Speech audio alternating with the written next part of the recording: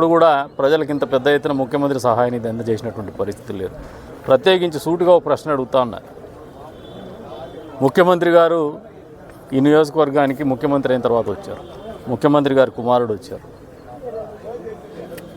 5 ఏళ్ల పాలనలో పక్కనే కూతవేడు దూరంలో ఉండే ముఖ్యమంత్రి ఏ రోజైనా కదిరి నియోజకవర్గానికి ముఖ్యమంత్రి హోదాలో ఇక్కడికి వచ్చినాడా? ఎన్నికల ప్రచారానికి తప్పితే, లేదు ప్రతిపక్ష పార్టీలో ఉన్నప్పుడు చెప్పుతో కొడతా అని చెప్పడానికి తప్పితే, ఆ మాట ముఖ్యమంత్రి గారిని చెప్పుతో కొడతానని చెప్పడానికి తప్పితే, లేదంటే ఎన్నికలప్పుడు ఓట్లు అడుక్కోవడానికి తప్పితే, ముఖ్యమంత్రి హోదాలో ఈ నియోజకవర్గానికి ఏ రోజైనా వచ్చి ఈ నియోజకవర్గం మంచి గురించి ఆలోచన చేశాడో ఒకసారి తెలియజెప్పమంటారు.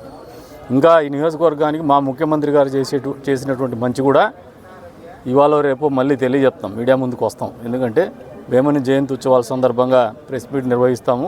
ఆ సందర్భంగా మేము తెలియజేస్తాం అసలు ఈ పరిపాలన ఏంది, మా ముఖ్యమంత్రి గారి ఆలోచన విధానం ఏంది, ఈ నియోజకవర్గానికి ఆయన అందిస్తున్నటువంటి సహాయ సహకారాలు ఏంది పూర్తి స్థాయిలో ప్రజలకు వివరిస్తామని చెప్పేసి తెలియజెప్తున్నాం. ఈ సందర్భంగా మరొకసారి నియోజకవర్గ ప్రజలందరికీ కూడా సంక్రాంతి శుభాకాంక్షలు తెలుపుతాం.